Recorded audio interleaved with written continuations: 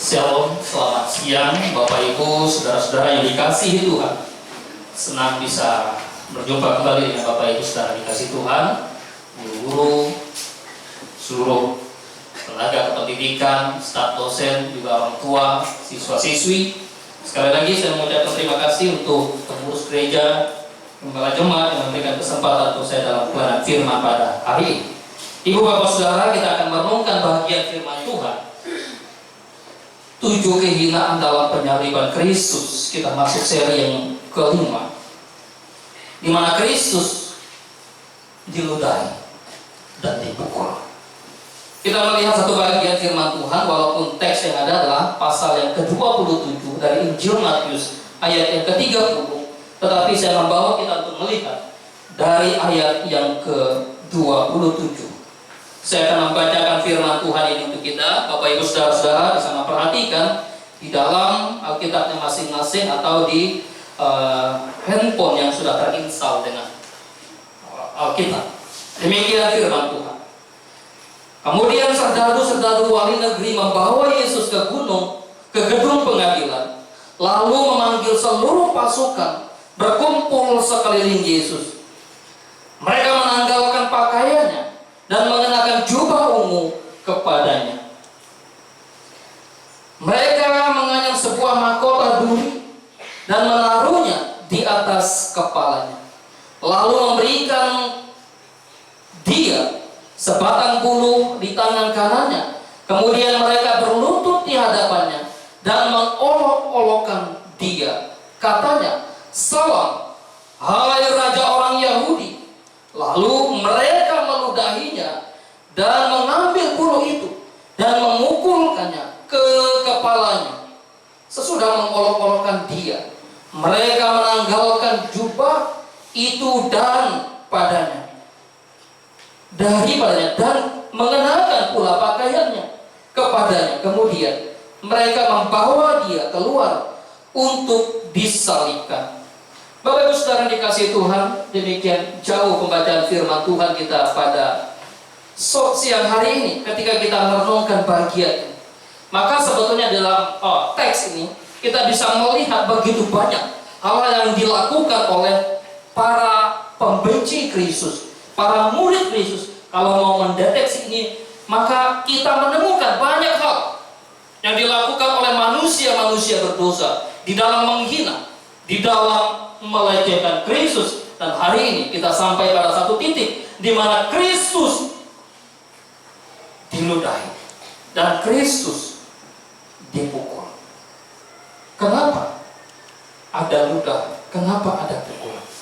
Kalau kita dalam kehidupan sehari-hari, orang meludahi kita, mungkin karena dia benci, mungkin karena dia tidak menyukai kita, atau mungkin orang meludahi karena memang itu sifat kekanak-kanakan.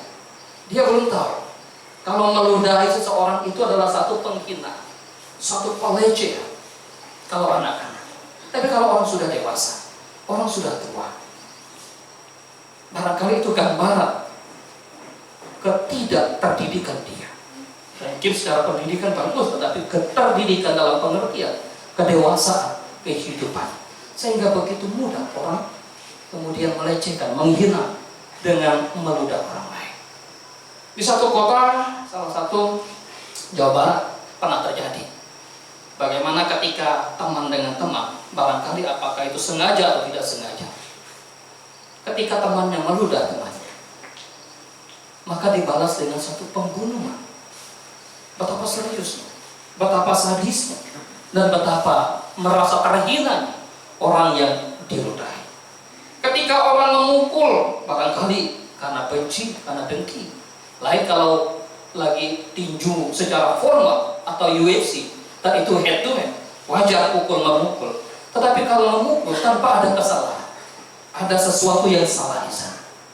Kalau suami memukul istri tanpa ada kesalahan istri, something wrong pada suami. Ada sesuatu yang sedikit konflik pada suami. Atau sebaliknya, kalau istri tanpa ada salah suami tiba-tiba pukul suaminya, apa yang terjadi? Mungkin suami berkata, "Untuk apa kau memukul saya? Salah apa saya?" Atau kalau orang tua memukul anak memukul orang tua. Bapak Ibu saudara-saudara yang dikasihi Tuhan, ketika diperhadapkan dengan satu pengadilan,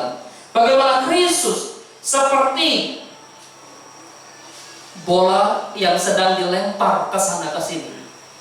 Ada yang menggambarkan struktur di mana Kristus diadili merupakan satu struktur pingpong. Saudara tentu tahu ketika orang bermain pingpong maka saling ngobrol. Atau struktur basket dipantul sana pantul sini.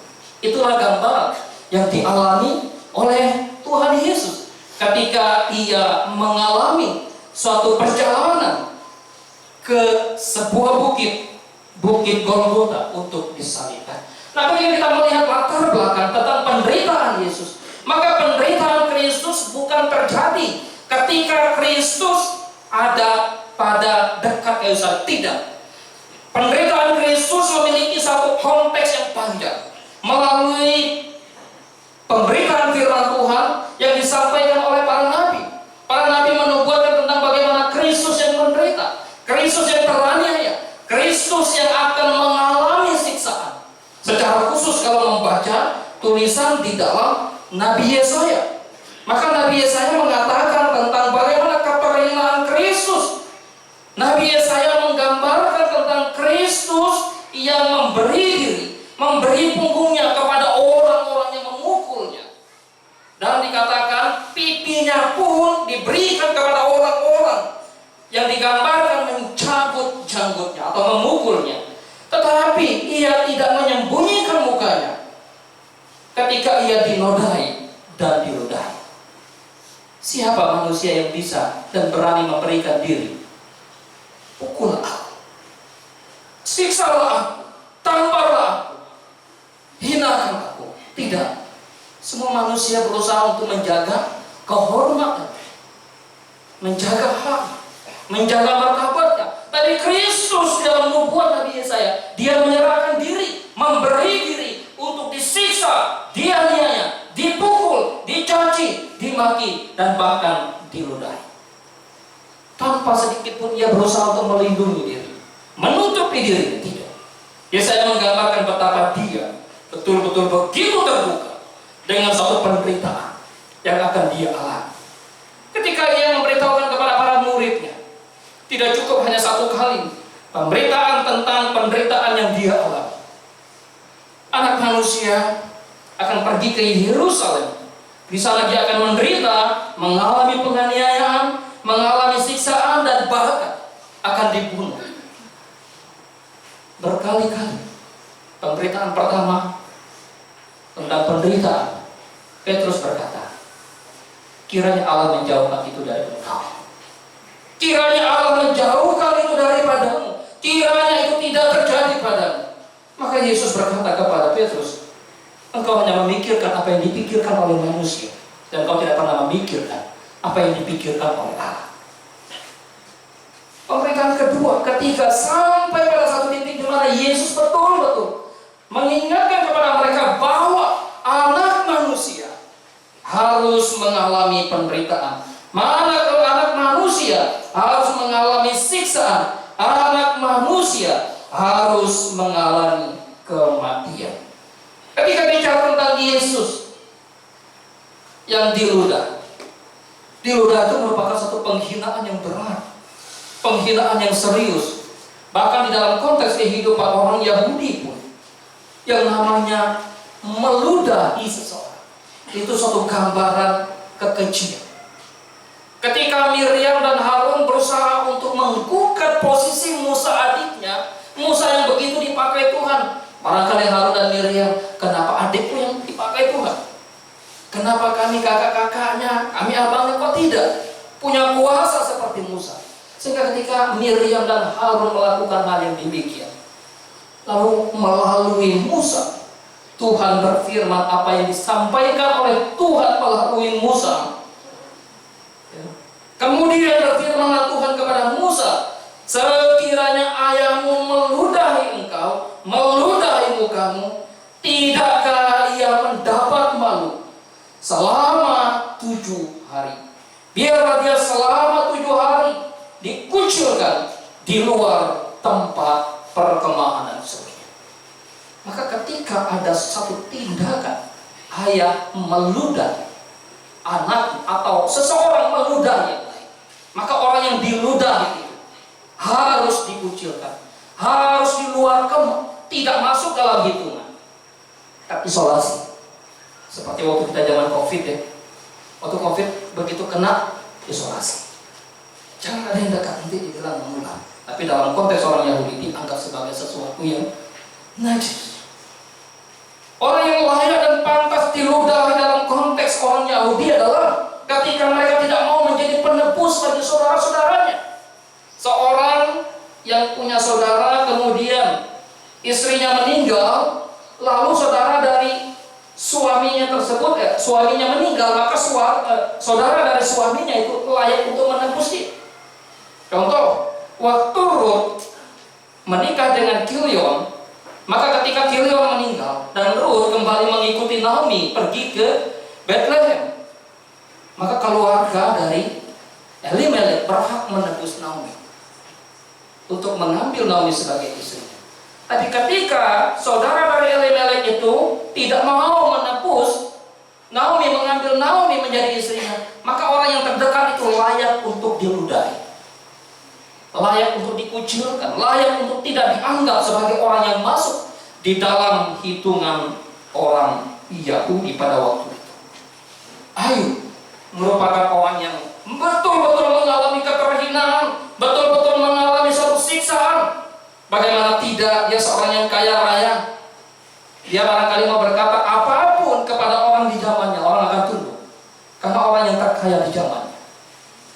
Tapi begitu ujian atas imannya datang, bisnisnya hancur, usahanya bangkrut, anak-anaknya yang 7 menjadi suatu kebanggaan dalam keluarganya meninggal, pekerjaan-pekerjaannya tidak ada, betul-betul menjadi orang yang termiskin di zaman.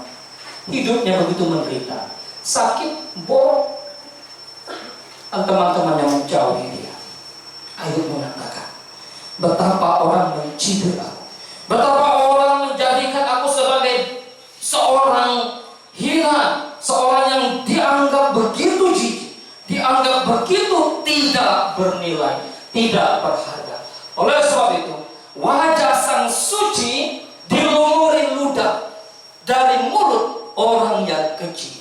Itulah gambaran dari Kristus yang wajahnya diludah.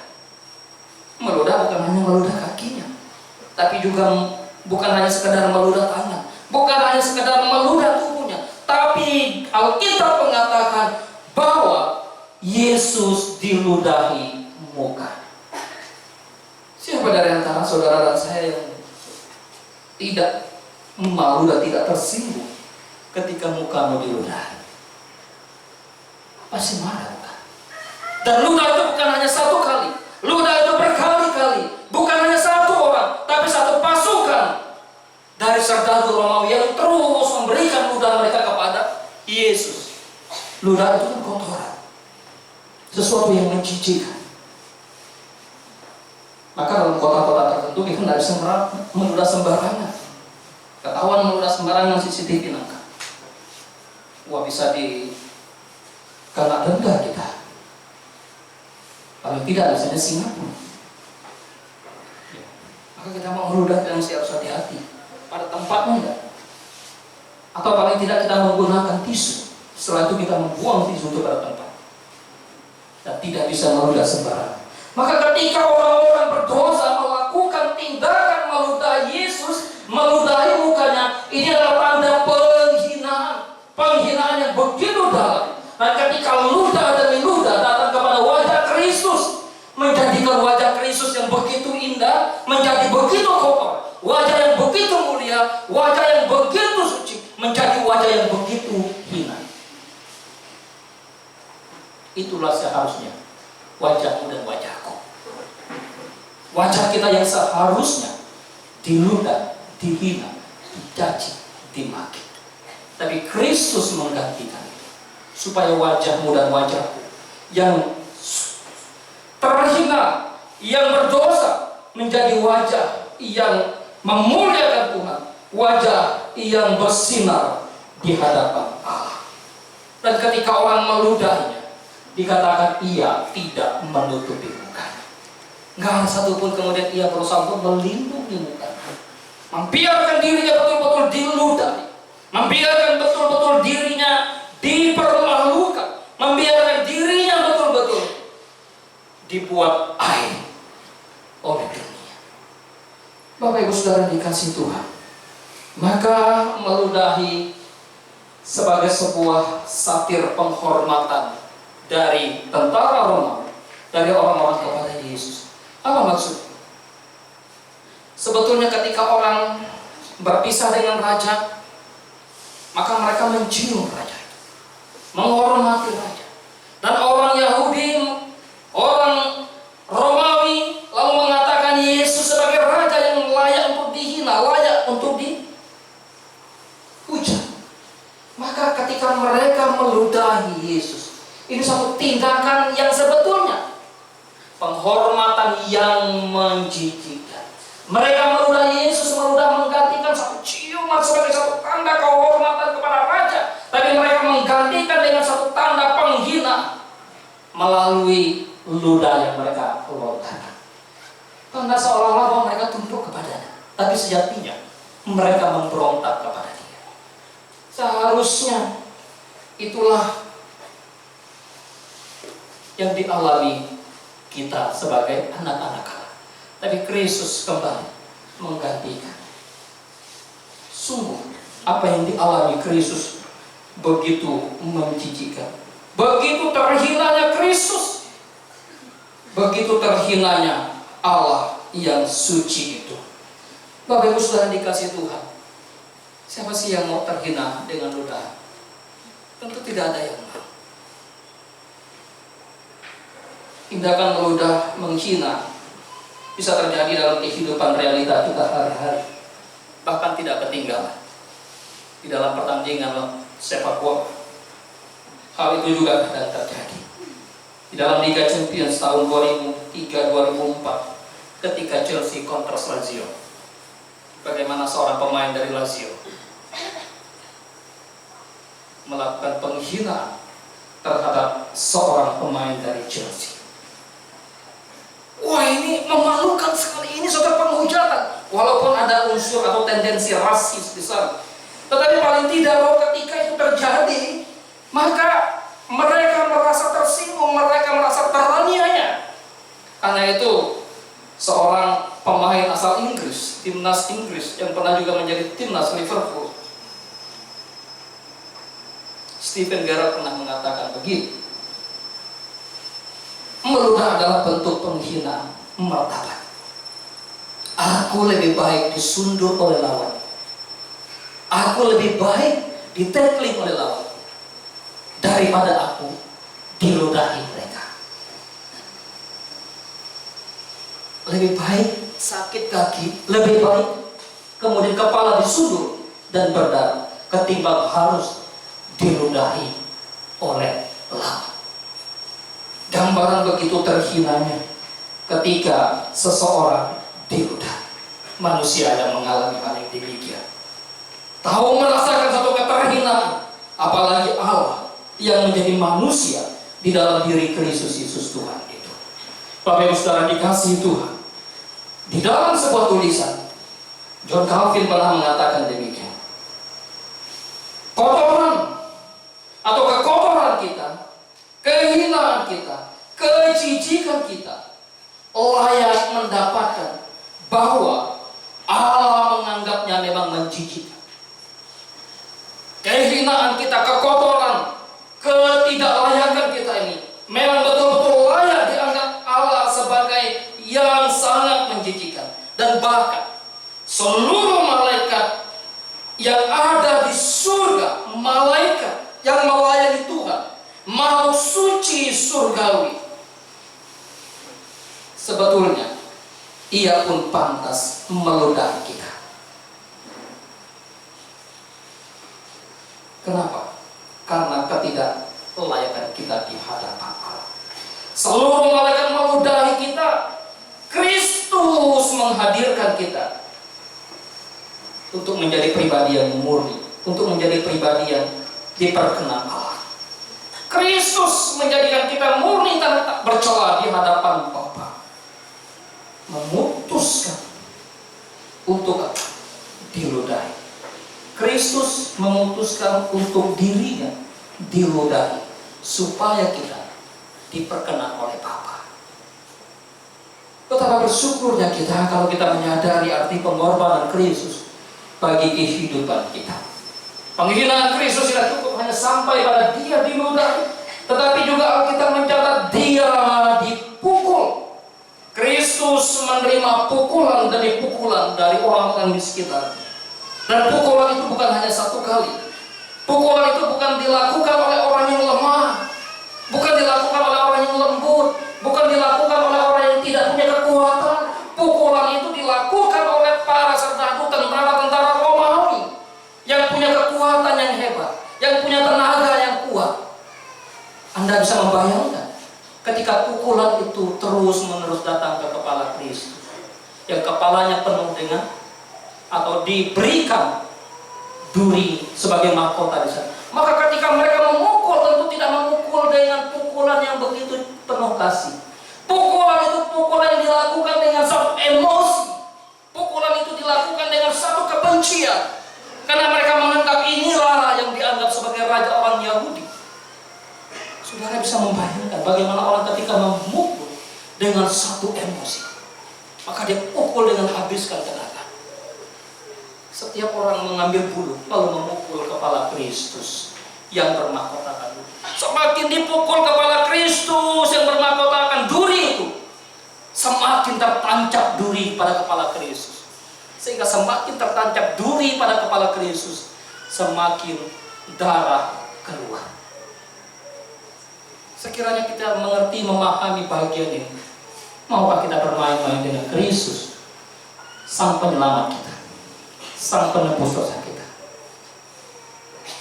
Sekiranya kita memahami arti pengorbanan Kristus yang rela dipukul, yang rela dicambuk, yang rela diludahi, maka bagaimana kita hidup sekarang? Oleh sebab itu, kepala sang raja mulia dihantam dengan tangan para pendusta, para pendosa, para manusia-manusia yang terhina.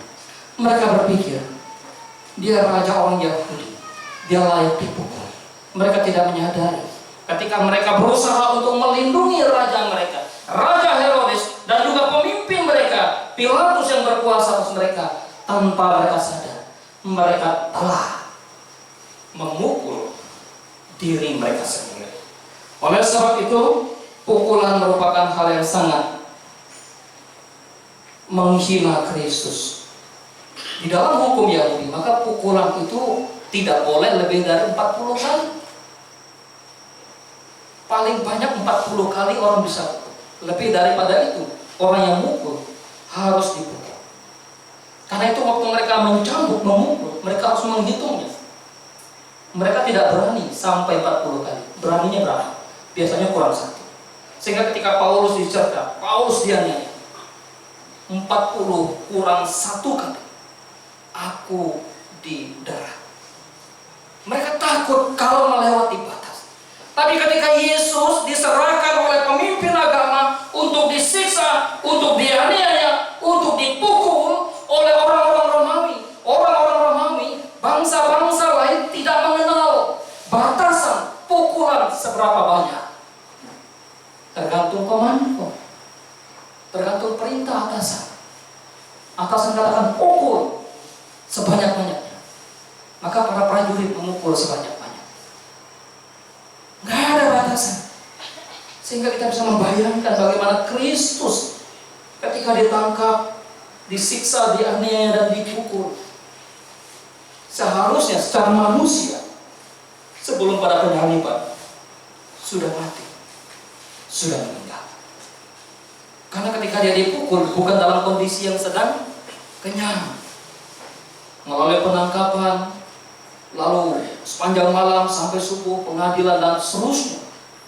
Ini suatu penganiayaan, suatu penindasan, dan sesuatu yang begitu berat yang dialami oleh Yesus Kristus. Bapak Ibu Saudara dikasihi Tuhan, maka ketika bicara tentang pemukulan itu juga bicara tentang bagaimana kehormatan begitu dipertaruhkan di sana. salah satu kisah yang pernah terjadi di dalam kehidupan dunia, secara khusus entertain, ketika Will Smith menampar Chris Rock pada acara Academy Award di tahun 2022, yang pada waktu itu sebetulnya acara begitu meriah, acara begitu mendunia, karena lagi pengumuman siapa yang menjadi pemenang piala Oscar. Ketika Chris Rock sebagai seorang presenter yang membawakan acara, lalu sedikit berbicara menyinggung istri dari Will Smith, maka Will Smith bangun dari tempat duduk menuju podium, segera melayangkan tangannya, memukul seorang Chris Rock. Mengerikan bukan? Karena itu ketika Kristus dipukul, gambaran kehidupan kita yang seharusnya teraniaya di sana. Gambaran Yesus yang diludahi, yang dipukul. Maka Yesaya menggambarkan, rupanya tidak dikenal. Rupanya tidak dikenal lagi oleh orang. Seperti banyak orang yang melihat, tapi juga mereka tidak mengenal siapa Kristus sebetulnya. Seperti banyak orang akan tertegun melihat wajah Kristus, melihat pribadi Kristus, yang sebelumnya mungkin dia begitu bersih, begitu rapi, begitu indah dilihat. Tetapi ketika dalam penganiayaan, karena pukulan, karena ludah yang terus berlumuran, diarahkan ke muka Kristus, dan pukulan yang terus bertubi-tubi kepada kepala Kristus, sehingga membuat darah Kristus terus mengalir, sehingga dikatakan betapa buruknya rupa Kristus, dan orang tidak mengenal dia. Bapak Ibu Saudara dikasih Tuhan, maka bersyukur kita kepada Allah yang begitu mengasihi kita. Untuk satu kehormatan, untuk satu kemuliaan, ada pengorbanan. Untuk satu kesuksesan, ada pengorbanan. Hai anak-anak, orang tuamu ingin engkau menjadi anak yang sukses. Engkau melihat pengorbanan mereka, bukan? Hai anak-anak, pendidik-pendidikmu ingin menjadikan engkau orang yang berhasil. Lihat pengorbanan para gurumu, bukan? Lihat pengorbanan para pendidikmu. Lihat pengorbanan orang-orang di sekitar yang menginginkan engkau untuk berhasil. Kristus menginginkan kita untuk menjadi orang yang diterima di hadapan Bapa. Karena itu dia rela turun dalam dunia, rela menjadi yang terhina, rela mengorbankan dia, supaya kita yang hina menjadi mulia, supaya kita yang tidak terhormat di hadapan Allah menjadi orang yang terhormat di hadapan Bapa. Biarlah kita disadari ingatkan oleh Tuhan. Mari, jangan hinakan Tuhan dengan hidup tidak terhormat di hadapan Allah dan di hadapan sesama manusia. Jadilah pribadi-pribadi yang mampu menghormati, pribadi-pribadi yang mampu menghargai, yang melihat perbedaan kelemahan orang di sana sini dan tidak mencela mereka, tapi berusaha untuk mengangkat mereka. Hei anak-anak, lihatlah perjuangan gurumu, lihatlah perjuangan pendidikmu, lihatlah perjuangan orang tuamu yang berusaha untuk mengangkat engkau dari kelemahanmu. Hargailah mereka, hormatilah mereka di dalam kehidupanmu. Karena itu sudah seharusnya juga kita menghormati Kristus di dalam kehidupan kita hari lepas hari. Allah yang menjadi manusia turun ke dalam dunia, rela menjadi yang terhina, dan tentu keteladanan Kristus di dalam penderitaannya menjadi bagian dalam hidup orang percaya. Karena itu jikalau engkau mau ikut Kristus, hanya harapkan yang enak. Engkau mau ikut Kristus, hanya harapkan kesembuhan dari sakit penyakitmu. Engkau ikut Kristus, hanya harapkan kekayaan dari Kristus. Engkau mau ikut Kristus, hanya harapkan popularitas, maka engkau bukan ikut Kristus yang sejati. Kristus berkata, ikut aku, sangka diri, pikul salib, menderita bagi kebenaran Tuhan adalah satu kehormatan. Dan biar kita menyadari betapa Kristus mengasihi kita dan menjadi penebus bagi kita. Kita tundukkan kepala, kita berdoa untuk firman Tuhan pada hari ini. Kepada kelas 12 dan juga kelas 9, saya minta berdiri di tempat. Anak-anak kelas 12 dan kelas 9 berdiri di tempat. Sekaligus saya akan mendoakan saudara. Kelas 12 dan kelas 9. Ada lagi? Apakah hanya ini kelas 12 dan kelas 9? Ada sebagian dulu ya. Oke. Anda tetap berdiri di tempat. Ya, barangkali hari ini juga mungkin hari terakhir bagimu bertemu dengan kawan yang beribadah di tempat ibadah. Tapi perjuanganmu belum selesai. Ya, kita akan berdoa. Mari, Bapak Ibu, kita tundukkan kepala, kita berdoa. Bapa dalam surga, kami datang, kami bersyukur kepada pada siang hari ini. Firman-Mu menguatkan kami, Firman-Mu meneguhkan kami, Firman-Mu menegur kami, Firman-Mu mengajar kami ketika kami hidup sebagai umat-Mu, ketika kami hidup sebagai anak-anak-Mu. Kami menyadari betapa sering kami tidak menyatakan hormat kami kepada Engkau. Gambaran yang dilakukan oleh para pembenci Kristus yang meludahi muka Kristus, yang memukul kepala Kristus. Barangkali itu menjadi gambaran kami secara pribadi dalam kami mengikut Engkau. Namun Engkau mengerti, memahami. Engkau menerima kami oleh karena belas kasihan-Mu yang begitu besar bagi kami. Terima kasih untuk pengorbanan, untuk penebusan. Biarlah pengorbanan Kristus, penebusan Kristus menjadi pembelajaran bagi kami di dalam kami mengikut Engkau. Rela berkorban demi Kristus dan bagi Kristus, karena Kristus telah terlebih dahulu berkorban bagi kami. Terima kasih Tuhan. Pada kesempatan siang hari ini ya Bapa, hamba-Mu berdoa juga untuk anak-anak didik di tempat ini, secara khusus untuk kelas 12 dan kelas 9 yang akan mengakhiri pendidikan mereka di jenjang mereka masing-masing, baik di jenjang SMP maupun di jenjang SMA. Mereka akan menghadapi ujian akhir.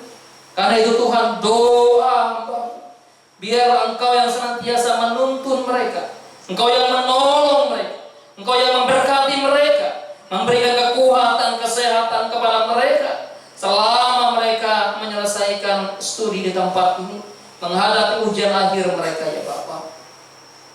Hamba berdoa biarlah Tuhan menolong mereka dengan segala hikmat, pengertian dan bijaksana, memberikan ingatan yang baik untuk mereka, memberikan kecerdasan kepada mereka, sebab mereka ini adalah anak-anak-Mu, umat-Mu, milik-Mu.